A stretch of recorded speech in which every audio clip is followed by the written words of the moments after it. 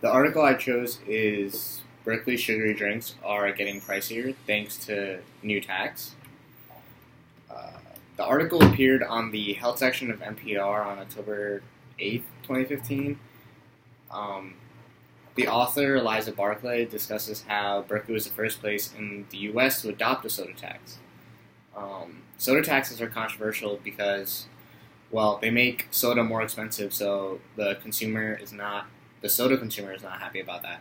And then on top of that, people question the efficacy of soda taxes in accomplishing their purpose, which is to get people to drink less soda.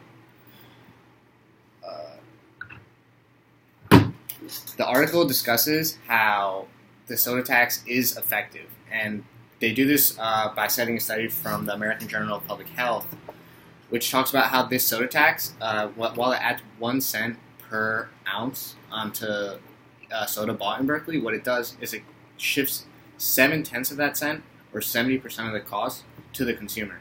So, in other words, it's not like the beverage companies have reacted and just made their soda 1 cent cheaper per ounce, or retailers have made their prices 1 cent cheaper per ounce to keep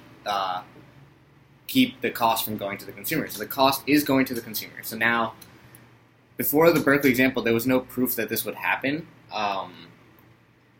So it's pretty exciting. The author discusses how this is pretty exciting, that it is the first proof that the soda tax is making soda more expensive for the consumers. So researchers are happy about this, but they hope that because consumers are feeling the extra burden, that they'll actually drink less of it, and they still haven't decided whether this is working or not.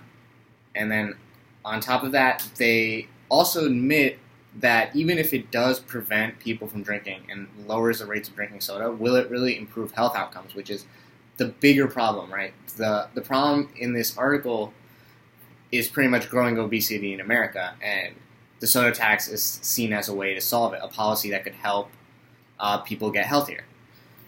So currently, unhealthy diets are cheaper than healthy lifestyles, and the author highlights how society needs to assess whether sin tax policies improve health outcomes or whether they just reduce sales without improving health.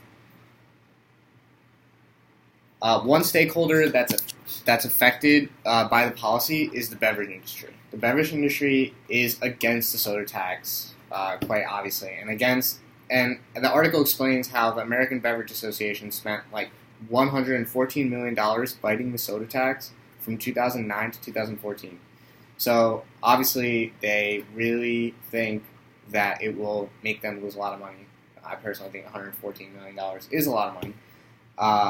But the beverage industry will lose money if soda taxes stick and people buy less soda.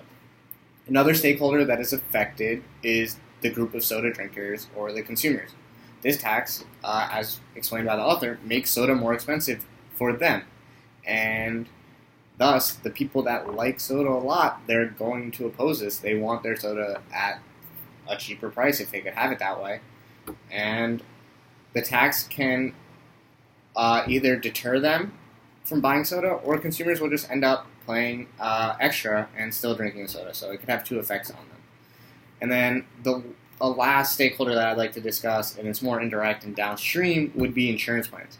So they would probably favor the soda tax, because if the soda tax reduces obesity-related illness, which is not yet proven, we haven't seen an example of it, it can, in theory, keep people healthier, and then the health plan would have to spend less on their members.